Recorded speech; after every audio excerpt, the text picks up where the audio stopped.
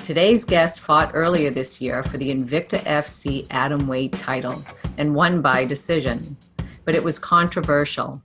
Her opponent, as well as others, felt she had won and that the judge's decision was wrong. So this past weekend, she defended her title against the same opponent. The outcome was the same. I'd like to welcome back to the show the reigning Invicta FC Atomweight champ, Jinh Frey.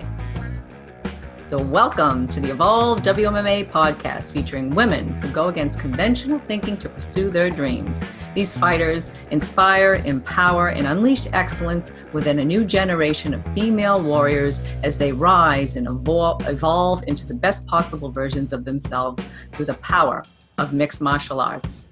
Hey, hey, hey, this is Evolve WMMA, and I'm your host, Shelly Devine. Hi, Jinh. Hi there. Hey, how's it going? Good, thanks. How are you? Doing well. Busy day for you, especially spending all Yeah, your day in the hospital, right? would expect to, half the day there. Yeah. Do you get any? Are you able to see anything right away, or do you have to wait for the results? They just said that the left hand had a bunch of bone contusions, and then there was like a small hairline fracture in the nasal bone. So, no big deal. Hi. You look great. Thanks. Yeah. I mean, last time you had more like the black eyes, kind of a little raccoony under the eyes. This time it doesn't appear to be that. Yeah, not as bad. Yeah, you look good. You look good. So, congratulations. Thank you. You must have felt just complete elation finally, like to really kind of, have that title and I mean, I know you had it before, but you didn't probably get the response that you had expected from the media or, just in general. I don't and this time it was like, yeah, I'm in there. I got it. I'm done. Yeah, I would say so. This camp was just, the whole camp was pretty weird with everything going on in my personal life. It Yeah. was a very different tone this time. Yeah, I can imagine. I was sorry to hear. It was it Nano that you had to put down? Yeah. Yeah, that's rough. You've had him for a long time. Yeah. I got her when I was 18 years old. Oh gosh. Ooh. Yeah, that's rough. Yeah. When I heard it, I was like, oh, this explains everybody, well, when I tuned in to watch Invicta, everybody's saying, oh, she's so angry and focused and I'm like, I don't know if she's angry. Something else is going on. Like something else is going on. And didn't know what it was, but when you had said at the end, I was like, wow, that's rough because that's like your little, I had a dog that I didn't have for as long as you did, but I had to let him go because he was just so destructive. I cried for 3 days. So I can't even imagine, having a dog that long that you took to all the Invicta shows, you had photos with, he was with you all the time, that, he's your little buddy. Yeah, she's definitely my mascot. I didn't know if she was a she or he. I'm sorry, but I didn't know enough about him, but let her. But yeah, wow. She was my mascot. She was Yeah. definitely my road dog. Yeah. Yeah, she's a cutie. I mean, I remember seeing the pictures and I'm like, wow. And so then when you said that, I was like, oh man, that must be. And then you didn't get a chance to grieve. Yeah, it was I honestly had about maybe like a 2-week period where I really, like, every day I was like, maybe I should just pull out. Like, I don't know if I have the energy for this. Really? Yeah, it was just so traumatic. And Yeah. I Yeah. decided to go ahead and just hold to my obligations and that sort of thing. And plus I had like vet bills out the yahoo. So I decided to go ahead and just stick with it. I'd already put so much work in. My coaches had put so much work in. I didn't want Victor to lose their main event. So, Right. I just bit the bullet and said, I'm going to do it. So how soon before the show did you have to to put her down? It was right at just right at like a month. Oof. Yeah. Yeah. Yeah. So, It's rough. like, actually, their event in Oklahoma City, I was supposed to be present at that event, Mm. and that was the week that it happened. And I called Shannon and I was like, I can't do it. And she was very understanding, and there was a bunch of promo stuff we were supposed to do, and I just said I can't do it. And everybody was. Wow. So, do you have like a little, like a service for like your own little kind of ritual for Nano? We had her cremated, and so I have her remains, and they made like a little paw print for me. Yeah. Yeah. Oh, I'm so sorry. If I was there, I'd give you a big hug because I get this. I've had a lot of loss in my life. I've kind of gotten the feeling after our first interview, like I told you, I didn't know much about you, but you had said you had a rough um, childhood upbringing. And I had heard in an interview that you had, your folks and you have a brother, but then I'm like, what happened? Because you talked about them, like, you had, like, they were into taekwondo and everything. And um are they still alive? Yeah, my older Yeah. brother is both my older brother and my younger sister are around. My mother's still around, but she's mentally ill, so Okay. she's not really a functioning member of the family. Yeah.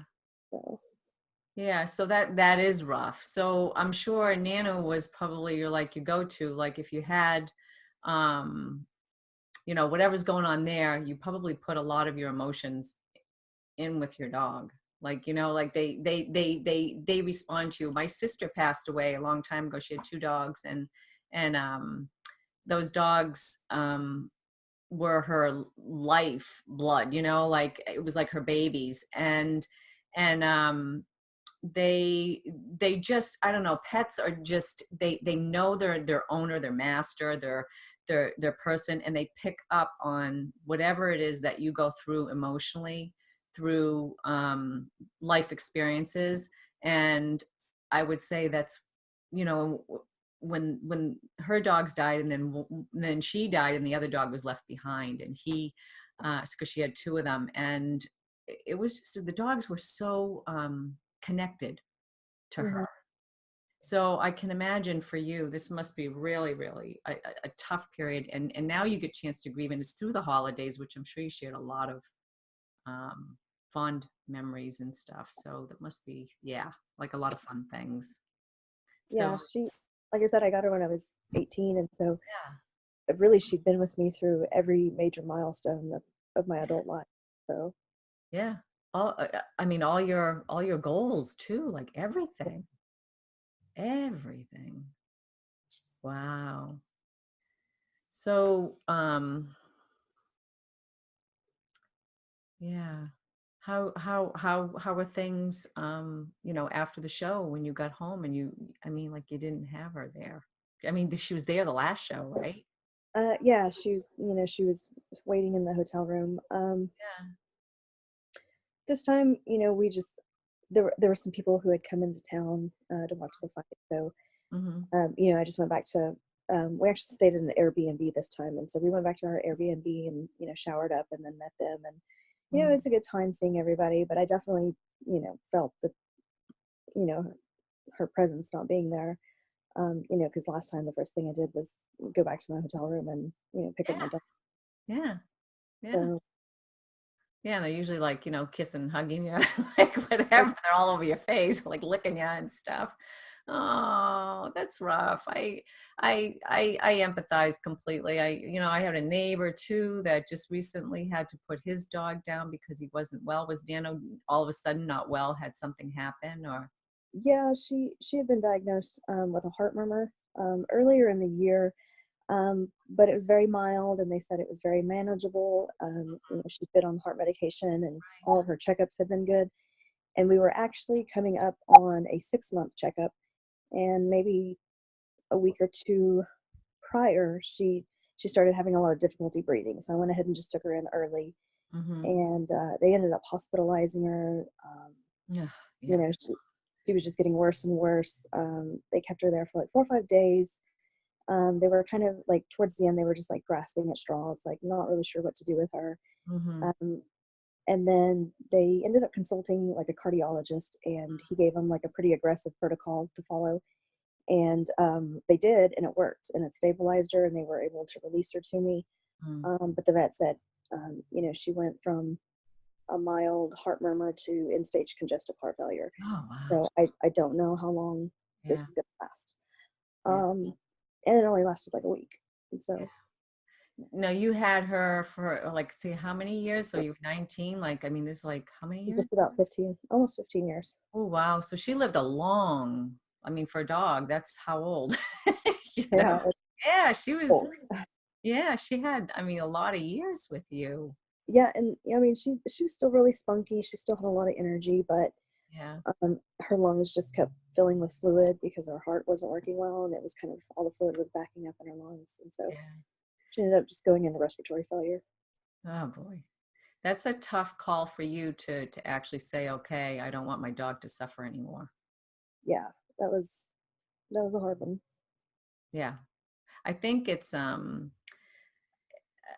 I mean, I've lost family in my life and had to be with them on their deathbeds or whatever. But I think a pet, it's much different. And I don't know why that is. I find I've been more emotional over a dog than I was over family members, which sounds pretty harsh, even though I Uh, love my family, but I mean, like I said, losing the dog, I can remember I didn't lose him. I sent him away.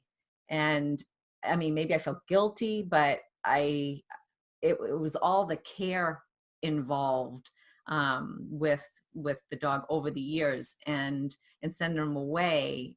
I was so distraught. I couldn't believe how distraught I was. And then it made it really hard to get another dog because I was like, I didn't want to feel like that again. If, yeah, I had to give him up or if something happened or whatever. I just was astounded at how emotionally um, uh, they get to you yeah, get to you. Like, I mean, like yeah, I don't even know. More so than even a kid. I have 2 kids. I'm like, my kids get to me, but like a dog or a pet. And if people don't have a pet and they don't get it, it's like there's something different about it. And I think it's because they're so vulnerable, because they're completely under your care. They're still, um, you feed them every day, you take them out, you're always caring for them. So yeah, it's rough. yeah. That, and they were able to stabilize her for about a week. She came home for about a week. Oh god, but she was on like probably 7 different medications. I'm just like, I have timers set, and alarms set. I'm like constantly giving her medicine around the clock. She was on like 2 or 3 different diuretics, and so she's like, I'm having to get up every night, like every 2 hours, to take her out to the bathroom. Yeah. Like, it was a mess, but I was so happy that she was okay. Mhm. But unfortunately, it only lasted like 7 or 8 more days, and then she went downhill again. So Oh, that's too bad. I'm so sorry. That's rough, and it's rough before the time of this particular fight camp, and which was I can imagine very pressure ridden, and higher expectations than even somebody new coming in for you to fight this last fight that you had, just because it was a rematch with an opponent you just fought in July. yeah, there was. I mean, and with all the stuff going back and forth on social media, Yeah. I try not to pay attention to it, and I really didn't. Like, I didn't read a single thing, but Mhm. I still know that she's talking or whatever, and that she's saying that people are tagging me and stuff like, oh, she's gonna put me to sleep in 2 rounds or whatever. Mm. So that kind of fuels the fire, and it's like I already had so much raw emotion. Mm. um I'm so upset and torn up over my dog, but Yeah. then that does feed in, and it's like it's hard to keep my composure, and I was angry going in to fight week this time. So you were angry because I know the announcers, Julie Kenzie, she kept repeating that angry, angry, angry. And I was like, maybe she's just hungry, like, I mean, Everything. Yeah, but I was thinking too that was it possible that you were just really focused, and then you had said that part of your fight camp was concentrating on being mean. Can you talk about that a little bit, about being more aggressively mean? Um, we just looked at little things, like certain positions, where maybe you have control, and it's like, okay, well, you would just hit this person, in this position. We kind of looked at, well, it'd be a lot meaner, if you did this, if you were, if just little things like that, like being just as savage as possible, like making that person as uncomfortable as possible, Mm. Mm. and keeping that in the forefront of my mind. Yeah. I really, one of the things that I did see in you when you came out, and the announcers did like it, and I liked it too, was the meanness. But I from a martial arts perspective, I saw the monster. And I don't know if you've ever heard that before in martial arts, the monster. It was kind of like a Bruce Lee. Actually, no. I don't know if I'm saying it. Cjo James DeMille. He would talk about bringing up the monster. He was one of Bruce Lee's, one of his, close students or whatever. And it reminded me of that you had it up and out. Like, you're going in there, you're focused. You had very focused intentions that were, yeah, I'm gonna F this chick up. That's what, yeah. Yeah. And it came through. It came through right in the first round. I mean, those elbows were, I was like, yeah, it's going down. She's like, this girl isn't putting me on the fence. Yeah. Again, I'm like getting out and I'm like saying, hell no, I'm controlling this fight. And you did. You did. Yeah, it's, I guess maybe the silver lining of the whole situation is a lot of people have said that. They're like, wow, we haven't seen you that aggressive before. We haven't seen you um, get that mean, get that gritty. Um, and like I said,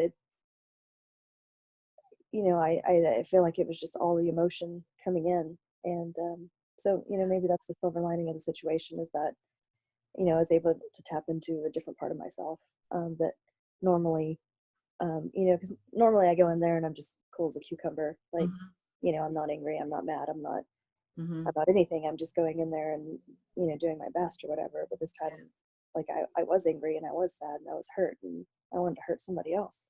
Yeah. Yeah. Do you think part of it is from, some of the anger, not necessarily that it was directed towards Mina for whatever being said on social media, but some of your own personal, um, trials and tribulations, that it just came out, the rawness of that came out in your emotions because Nano passed away. And then it was just like, I have an opportunity, not that you were thinking that when you were going into the cage, but I have an opportunity to really unleash here and let all of it go, and I'm getting paid to do it, but like but like I really can like unload here, like whatever happened with, say, your folks growing up, and then, oh my gosh, and your dog obviously went through a lot for you, like all your milestones at a young age, when putting yourself through school, putting yourself through college, doing all the things that you needed to do to get to this point, this day, and then Nana leaves the planet, and you're in the cage now, and it's like, okay, it's me. I'm fully me now. I've reached a goal that has been my toughest goal. I'm gonna like, I'm well enough. 10 years in. 10 years in or whatever, and I reached that goal, and now I'm like, okay, my little buddy's gone, and here I am now, and I'm like, I'm gonna the world's gonna see me, all of me, the rawness, and I mean, like, it was a beautiful fight. I thought it was awesome. It was an awesome fight. But do you feel like that kind of came out? I mean, have you had a chance to look at the footage at all?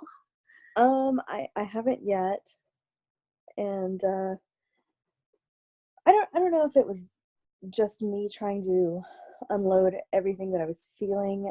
I was just I was emotional, but then I was also like, you know what? This chick says she wants to fight me again. Be careful what you ask for because you might fucking get it. Yeah. And, you know, you want to stand there in the cage with me again? All right. You know, you got off lucky.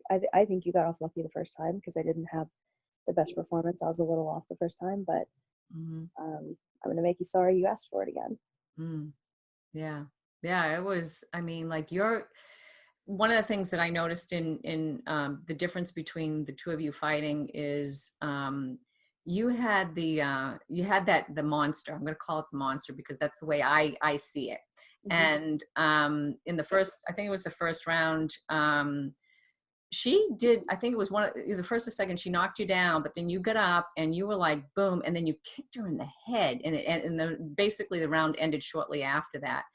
And she might have taken the round because of, you know, the knockdown. Sometimes the judges will favor that, even though you had a really good first portion of that round. But to me, if I were a judge and I saw that, you know, the drama and the intensity, I was like, well, who was more intense? Who was more, you know, who had more game going in? I was like, you totally had it. You totally put your heart in, like, everything was there. You were like, bam. I'm like, and I don't even know how you got that kick off because it looked like you were on your heel, like, you know, you were backing up, almost falling, and you landed like cracked her. I was like, it could have been potentially a good knockout kick. Thought you had her out at another time when you're throwing elbows too in the very first round, but I mean, it was so intense, and I think Mina might not have.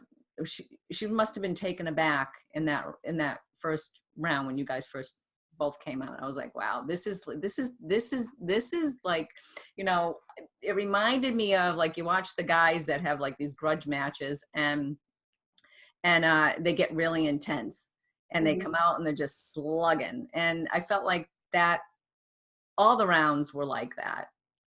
They, you know, like you guys, you were really sharp and on, like, I mean, your punches connected where I didn't think sometimes hers actually even hit you. Yeah, I don't. I'm gonna have to go back and watch it because there's a lot that I don't really recall. Yeah. But I do recall, you know, several times like connecting hard and then just looking at her, and it's like her eyes just didn't seem like they were registering everything. Like I felt like I was so close to knocking her out, Oh yeah. and then I kind of got a little excited and started head hunting. And I think that's when she took me down, like probably late in the fourth or fifth round, maybe. Something. Um, Yeah. I was so mad at myself for giving up the takedown. I was like, my takedown has been so much better than that. But I was just so like, Yeah, I think you got more takedowns in the whole fight overall, where she tried to take you down, but she couldn't get you off balance enough to take you down. Like, I mean, I know she knocked you down once. And, you yeah, know, and I was I think it was when I was throwing a kick and I was just a little bit off balance. Like it connected just at the right time. Like as it was they, amazing. I was like, whoa. it wasn't like a like I mean I wasn't seeing stars or whatever. It was just it was timed really well. Yeah. Her end. But yeah, I know I got a little bit of tunnel vision there towards the end because I knew I was so close to knocking her out, and so I just started winging him. So Yeah, I mean, your punch, I think you hit, like, if you go back and count, like I don't know if it's on the UFC, sometimes they count how many strikes or, you know, mm, connect or whatever. I don't think they do it on Invicta, but like, I think yours definitely connected more than hers did. Hers were either short or they were missing you. And hers, you could see, like yours, I mean, you know, when you were striking, a couple times you saw her head go back, and I'm like, she didn't get knocked out. I'm like, holy, you know, like, and even the commentators were commentating on it. I'm like, wow, you know, it was really a very, very good fight. And in the end, too, I think by the fourth round, she just didn't put enough in to even get the judges to sway it her way. You still were like, the intensity was there. You're like, you're not taking this belt away from me, and that came totally across, where she didn't do enough to fight you for it, I don't think, you know. yeah, in my corner, my boxing coach, and he's you know he's Hispanic, and they teach his home gym. They teach Mexican style boxing, and those kids are just hard nosed and mean. So, you know, he doesn't deal with bullshit at all. Yeah. And he was just like, look, she doesn't want to fucking fight you anymore. He's like, she doesn't want to be in there with you. She doesn't like it, doesn't like these hard hits. So you fucking end her. You keep going forward and you put her down. Yeah. Like, all right, I'm gonna try it. I'm getting in there and do my best. And it kind of sucks because I, would have liked to finish, but Yeah, I'm surprised. Yeah, it didn't happen that way. I think I did put out. I asked Mina if she wanted to comment on the fight because I think she's kind of she a little quiet, or everything's there wasn't too much on her social media that I could see, and I didn't look at like Twitter and Instagram or whatever. I just looked at Facebook. But I did ask her, and she said she thought that you guys put on a really good fight. She hadn't watched it yet. And then she had said that she'd be game for any other atom weight. So I think to me, that sounds like, okay, she's not gunning for you again, which, I think is probably a good thing, and that she's, open to whatever Invicta is going to throw at her, where before she definitely wanted, the rematch. So I thought that was respectful, even though she had no, claimed to have no respect in the pre-fight videos that they had of you, which I have to ask. I'm like, what's spouted? You had like this little sarcasm there, young lady, that if there was a fire, I wouldn't piss on her. I was like, whoa. Okay, so like Corey is always trying, he's the video guy, and he's always trying to get me to say just like, polarizing things like that. It was polarizing. And I never do. I'm usually pretty polite and politically correct. And even though, and like the whole, like my video segment was pretty much over. And I mean, I was still mic'd up, but I kind of thought it was off record, and we're just all like joking around. And then he's like, but really, how do you feel? And so I said it. Of course. So I actually didn't even know that they were going to use that. Like the next day, Douglas was like, my husband was like, oh my God, did you see what they posted? And normally fight week, like I don't keep up with anything, I'm just kind of in my own world. And, and so he had pulled it up, and I was like, oh, I had no idea they were going to use that. I kind of thought it was off record, but I mean, I was still mic'd up, but right. We were done filming our segment, and I mean, I get it. I think they're trying to sell you guys, so this sells, like, well, and tickets. Like interviews before, and I pretty much did a blackout this time. Like I didn't do any pre-fight interviews. Like all these media outlets were hitting me up, and I was like, no, I just like it's not in me right now. I can't. I'm gonna use my energy to stay focused. Like I can't. I'm not doing any of that.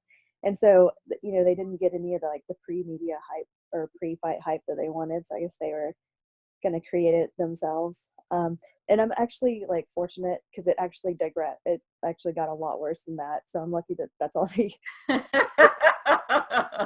No, I was shocked, but that's okay. It's fine. Oh boy, yeah. Well, I'm I'm glad to hear that. But I was like, wow. I'm like, what happened that I missed? Like what kind of stuff was said on social media to make her go like that way? I was like, wow. And Angie was like, did you really say that? Was that staged? Yeah. And at first, like I said, I didn't even know what she was talking about. I was like, I mean, I don't know what you're talking about. And then I saw it, and I was like, oh, yeah. I mean, I said it, but I thought it was off record. Yeah, right. Wow. Yeah. Well, now you got to be careful what you say, or you got to say this is off the record, right? Rolling, apparently. Oh man. Right. So you have the most amazing abs I have ever seen. I am like, I know, you're a professional athlete. I know that, you work out 24/7, but okay, just some little secrets about how you get your abs the way you do. I think I'd be lying if I said genetics didn't play like a pretty good part. Like my niece, she's like 8, and she's a gymnast. My 8-year-old niece has a 6-pack. Like everybody on the Korean side of my family, everybody's just really super lean. Like my nephew, he's built like the same way. Mm-hmm. He wrestles, and my older brother, like all my older brothers. And like I said, my niece, she's 8, and she was but like, they're perfect. Like perfect. Like, I mean, like I was like, did she paint those on? I'm like, they're perfect. I'll say 80% of it's probably diet. And so living with a nutritionist, I get like now's my 1 week of like getting to eat just tons of junk food, but you Yeah. better believe next week we're back on, chicken and vegetables. And Yeah. but we What have it's about 80/20, like eating good about 80% of the time, mhm. and then 20% of the time get to, um, you know, eat junk food. What's your favorite junk food? Um, Probably cheesecake, but I actually don't get that all the time. It's usually just like right after my fight, and then um, not again until after I fight again. Right, right. Wow. Yeah. That's awesome. Wow. I'm like, I mean, so when you're getting ready for fight camp I mean, I get the genetic thing, but even your diet, it's just chicken and protein and a lot of vegetables pretty much. And then do you eat certain times of day? Do you do the 6 meals or do you do, you know, um, Um, we inter do a lot of intermittent fasting. Like, yeah. it's not uncommon just for me to get up and have like black coffee and water, and then probably not have a meal until like 2 or 3 in the afternoon. So you do the Um, bulletproof, huh? Bulletproof coffee and butter. oh, I didn't know that was called, but I usually do coffee and butter or coffee and ghee, and Yeah. then yeah, like that's usually all I'll have, and then we'll eat, sometime between like 1 to 3 ish, um, and then I might have like something with carbs like right before I go train, Hmm. um, and then I'll eat after. But Yeah. uh, I eat clean most of the time, and like I was actually going to go back to training this week, but my hand's still a little busted up, my nose is a little busted up now. But I mean, even next week, I'm probably going to go back to training. It's not like I take these like extended um, periods off in between my fights. Like if I'm ready to go, I get right back in the gym. I just obviously I'm not the intensity's different, but I have two training partners with fights coming up, and they need me there, Yeah. and they're there for me. So I have to return the favor. Right. That's great. That's great that you have the training partners. Do you have female training partners or are they male? They're both, but we're building a pretty good squad of females. We have like 5 or 6, um, like there pretty regularly. Most of them are flyweights, unfortunately. But I have one girl who's she's a strawweight, Hmm. and so but most everybody else is flyweights, and then we have like one or two bantamweights that actually come down from Oklahoma City, Julia Avila and Sarah Alpar. And then we have Christina Williams from Bellator that comes down. So those three girls make the trip pretty often from Oklahoma City. That's awesome. So you have some help there. I can't imagine there's too many atom weights, women that are your size. No, Yeah, like you're we're tiny. not. Even on like light days, where we're just drilling, I'm like, you do realize I'm having to like pick your ass up, and you're like 140 pounds. So it's like, even though it's supposed to be like light work, I'm like, I'm still having to pick you up and down like numerous times. Yeah. Yeah. And then if you have to work against a guy or something, it's like, what the hell, man? You know, I mean, I don't know. Like it's rough. I'm like, that's that's that's People are like, you don't lift weights, and I'm like, no, I lift bodies, yeah, lots of bodies. and all different. Like, There's no time for lifting weights. There's no need for lifting weights. I'm lifting heavy bodies. It's fine. yeah, is that pretty much your exercise routine? Do you do any weightlifting at all? And you're Uh, just ripped? yeah, no weightlifting. We'll do like body weight stuff, just because it's a lot easier on the body. And then actually this camp I did a ton of road work. We'd adopted a dog in like April, and he's a Belgian Malinois, which they're like just super high energy, like work dogs.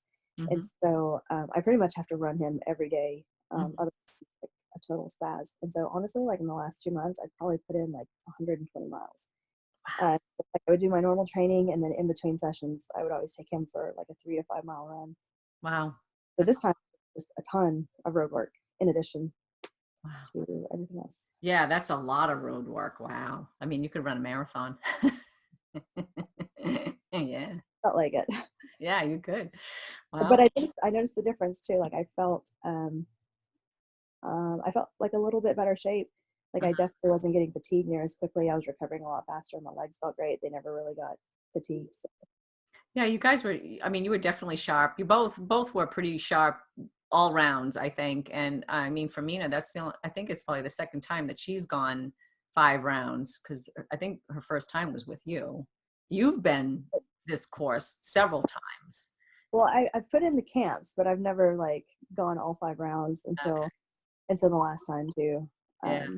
But like I've put in, I don't know, almost like half my fights have been, you know, for for titles, and so I've put in a lot of 5 round camps, but I'd never actually till last time gone the distance. So Yeah, that's it. I mean, for that's the a bird, lot of rounds. 5 minutes is a long time to fight. Like I don't want to do that again. Like I got to start getting these people out of here quick. Um, Yeah. fighting for the Oh, birds. say that again, because I lost you. I said fighting for 25 minutes is for the birds. I got to start getting people out of here a lot quicker than that. I Yeah. don't want to 45 minutes anymore.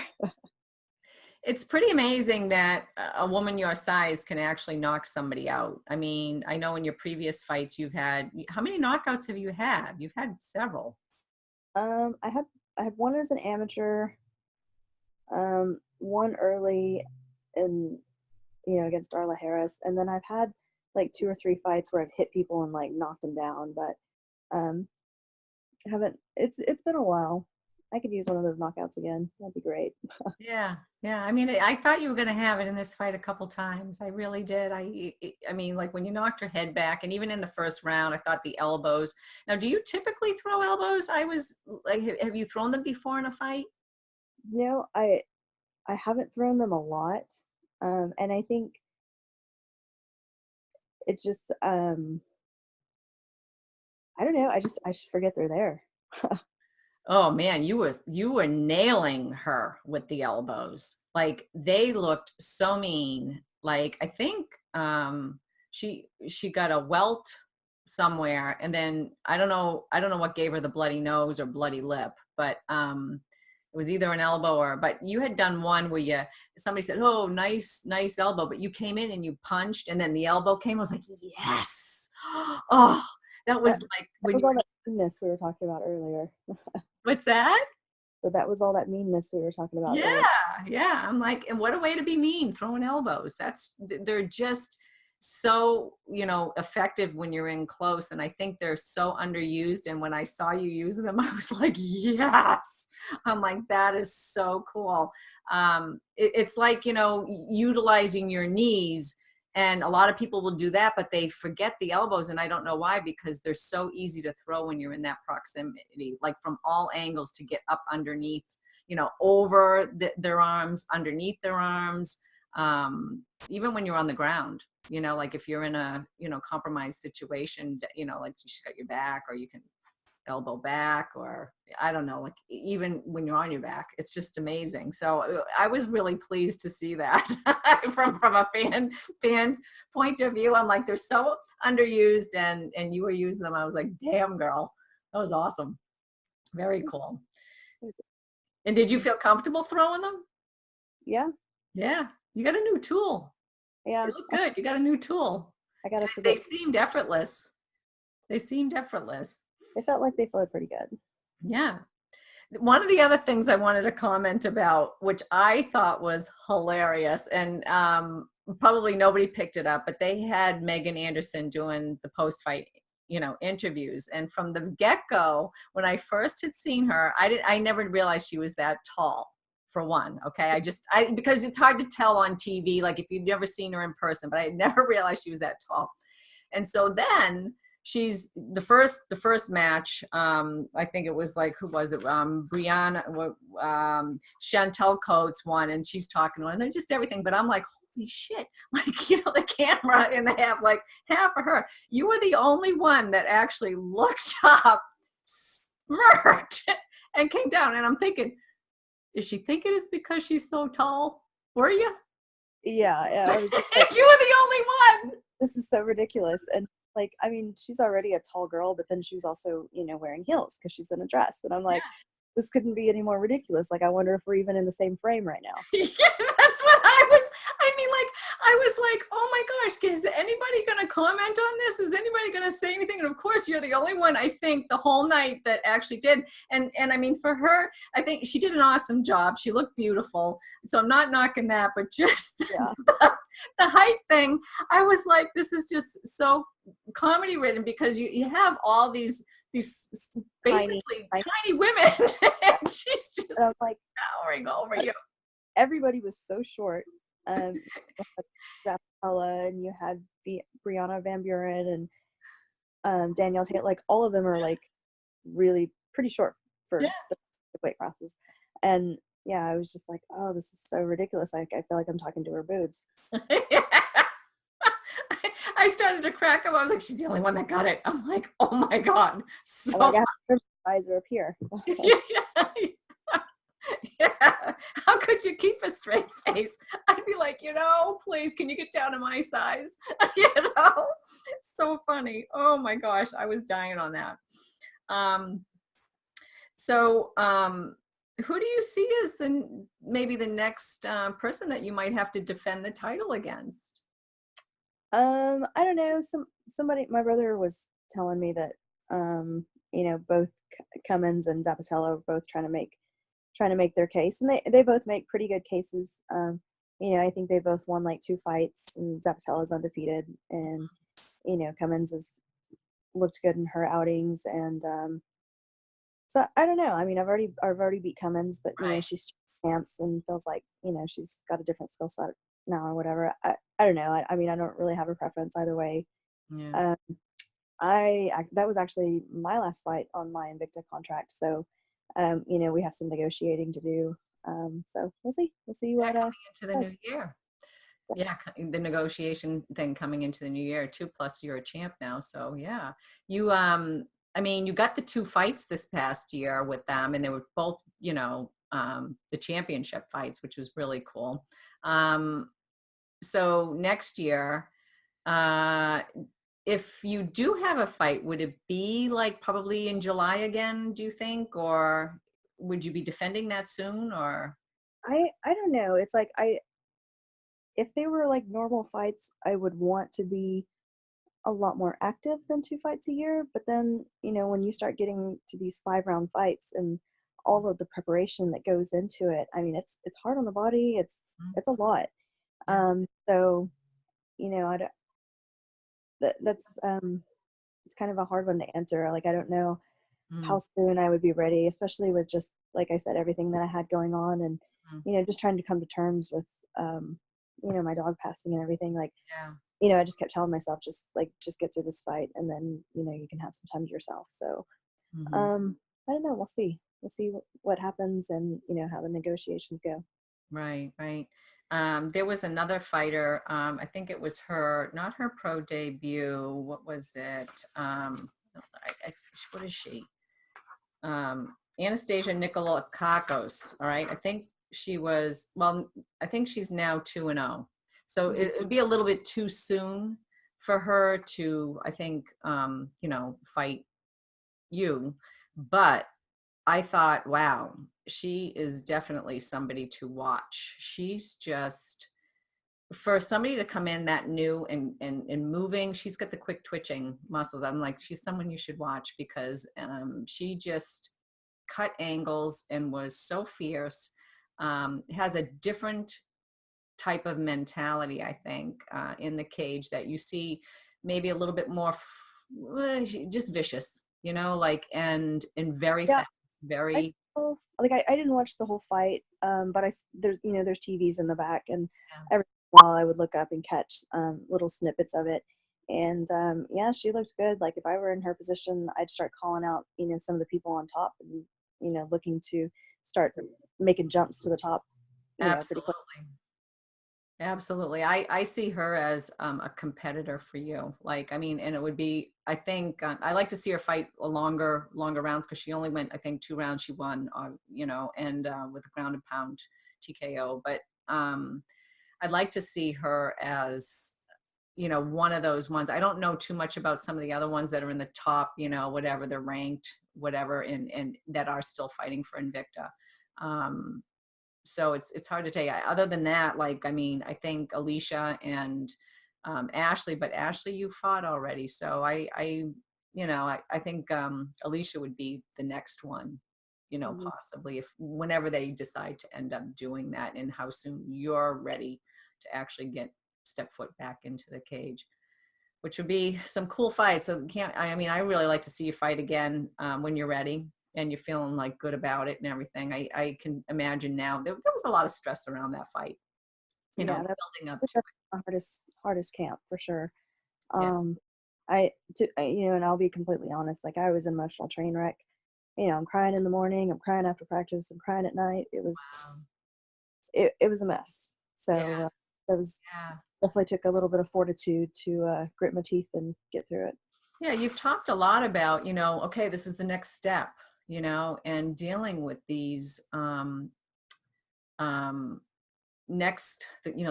next rung on the ladder to be pushing yourself for these challenges. Do you see this as okay, I've completed this? Ambition is a powerful thing, and I know you're an ambitious person and you're a competitive person, but now that you've reached these goals, and with this emotional all this other stuff, are you going to sit back and maybe reevaluate life sorts of things too? Or do you think it'll change you in any way? Um, maybe a little bit. I definitely plan on taking a little bit of time for myself and just to kind of let the dust settle. And I just hired a new manager and see what he can get done. Um, like I can't take too much time off because I've got training partners at the gym, but Mm, um, yeah, I just kind of let the dust settle, kind of enjoy this moment, mm.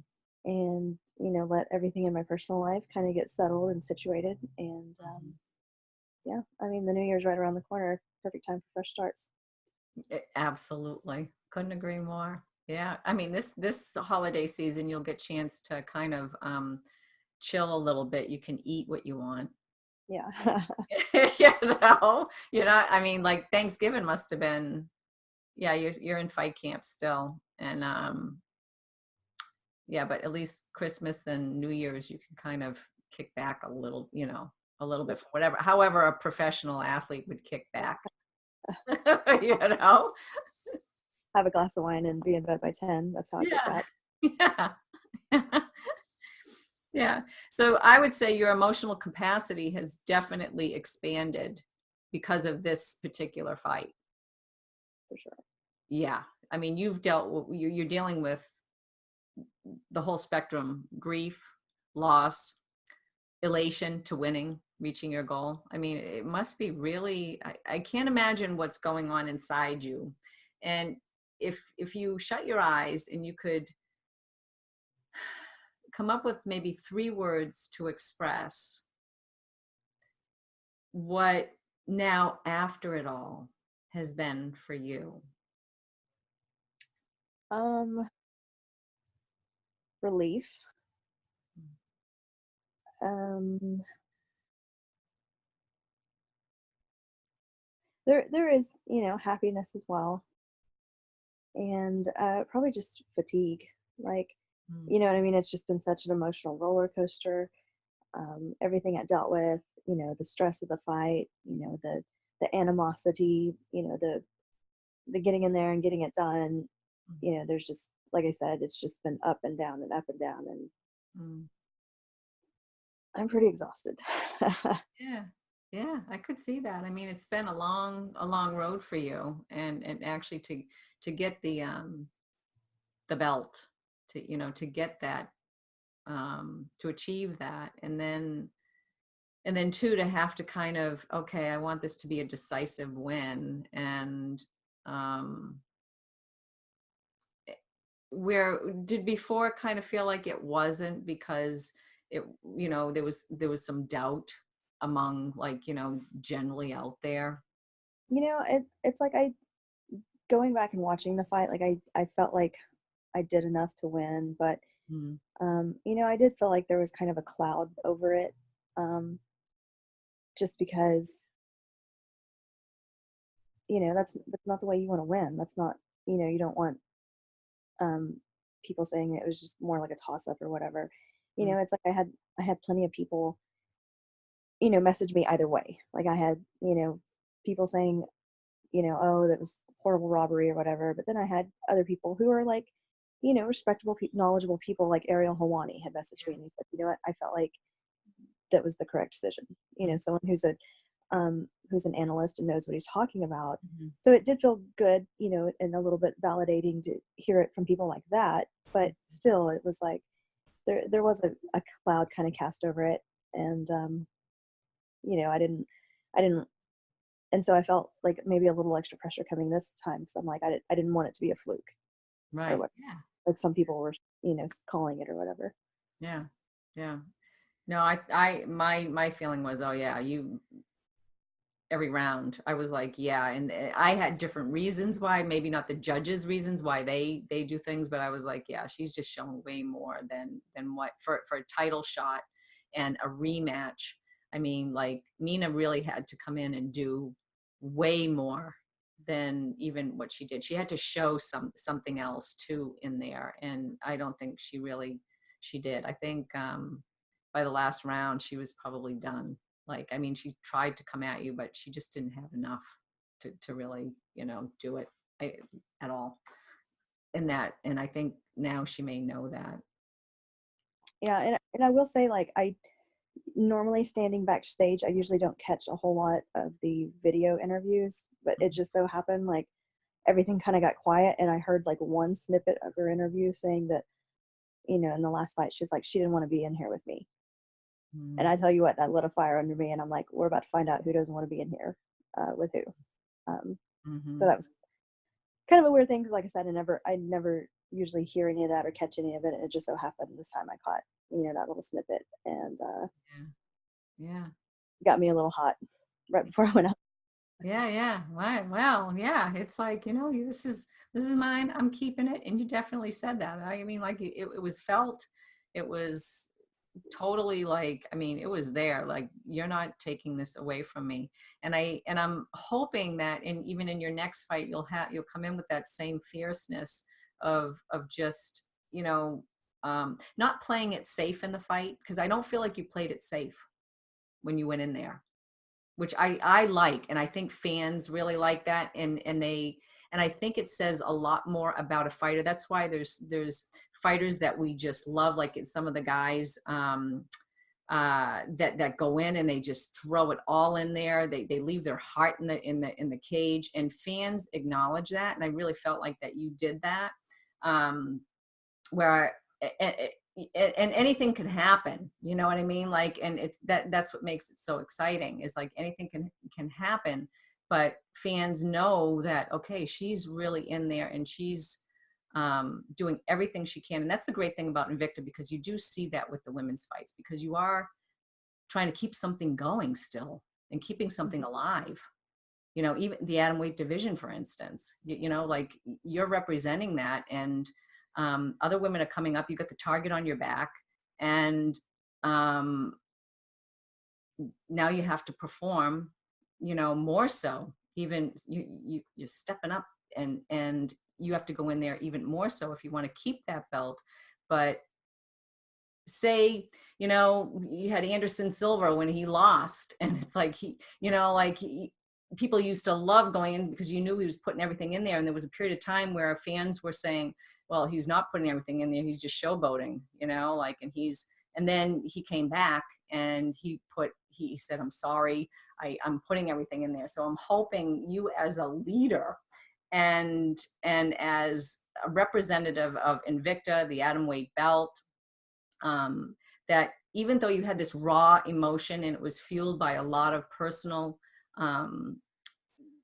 events in your life, that you will still come out and you'll be able to draw upon that. And that's about drawing the monster, being able to recognize it and knowing it. And okay, I know how to bring this fuel up in me, and then bring that calm spirit that you have too, that you already have, and integrate them. And I think this particular fight that you had,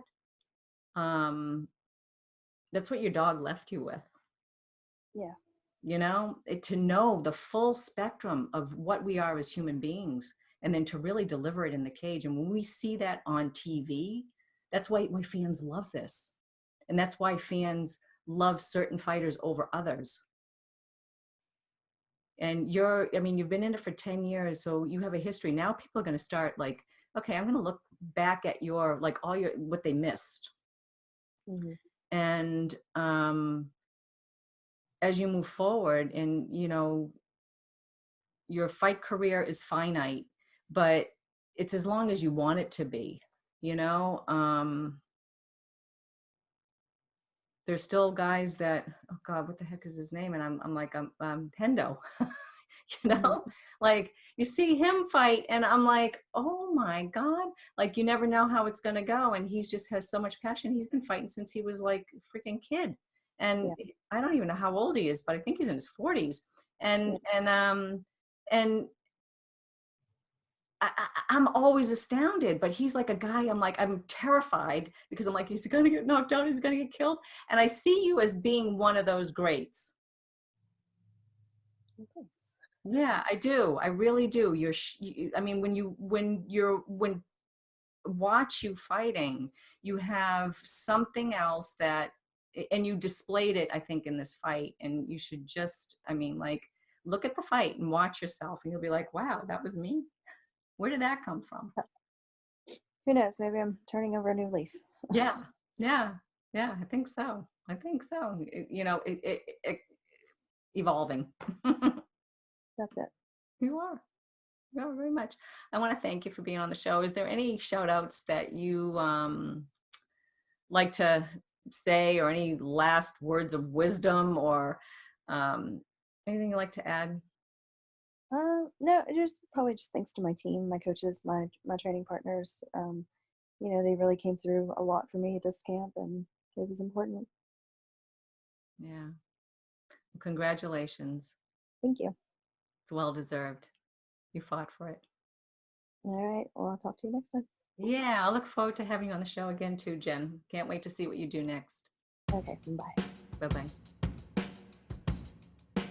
So, wow, what deep conversation with Jinh Frey. Sorry to hear about her dog. I know that was a great loss for her, but to get in there, it's amazing. Fighters, going through their fight camp, and we never know the behind the scenes story as to why they might be behaving in a certain manner. And then when you hear it afterwards, you're like, wow, how did you do that? And how did you get through that? Because, each of us are in our own lives, sometimes going through things, and we do need to see examples of people persevering through difficult times and staying on course and being responsible and dedicated and loyal and sticking to what we say we're going to do instead of, she could have decided to say, hey, I can't fight, I can't do this fight, and put it bad. And she didn't. She got in there and she used that raw emotion to expand her own emotional capacity as a human being, and got in there and did what she needed to do. And she maintained, she wasn't going to have that taken away from her. She maintained and defended her title against Nina Grusander. And I think, lots of respect to her. I thought it was a great fight, and I'm glad to see her as the Invicta Atomweight champ. And hopefully she has a wonderful time off and rests, and her hand heals up. But it was great having her on the show again, and I look forward to speaking to her again very soon. So if you liked what you heard today and are eager to hear more, remember to subscribe and download on iTunes, and leave us an awesome review. It helps people find the show. Or you can listen while doing other things. You can find us on Podomatic, Shout Engine, and Spotify at Evolve Women's MMA. Or if you prefer to watch, you can find the latest episode on YouTube WMMA.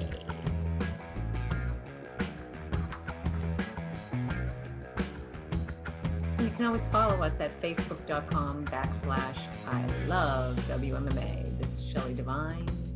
Until next time, thanks for listening.